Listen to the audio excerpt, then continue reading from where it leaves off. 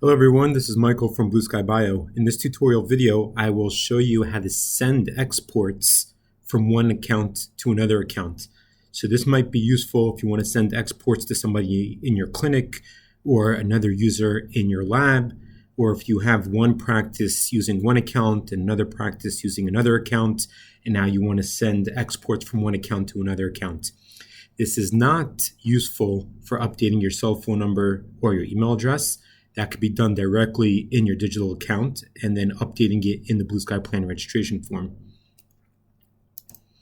But if you do want to send exports from one account to another account or from one user to another user, then this is how you will do it. So you could access this functionality just like you would access the purchase export functionality.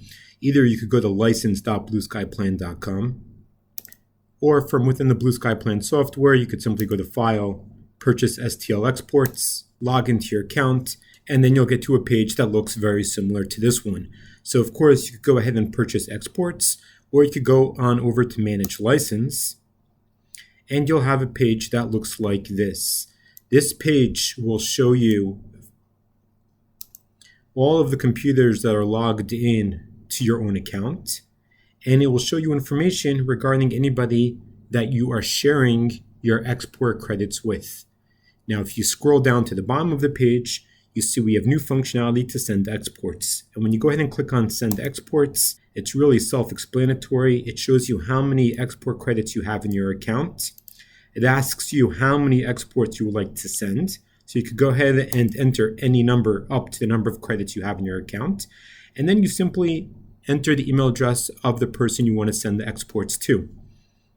So if I choose that I want to send to a user, I simply enter to the email address and I click Submit. And then a message comes up on the screen. 2 export credits will be deducted from your account and credited to the other user. Simply go ahead and click on OK. Now both the sender and the receiver will be receiving an email confirming that the exports have been sent successfully.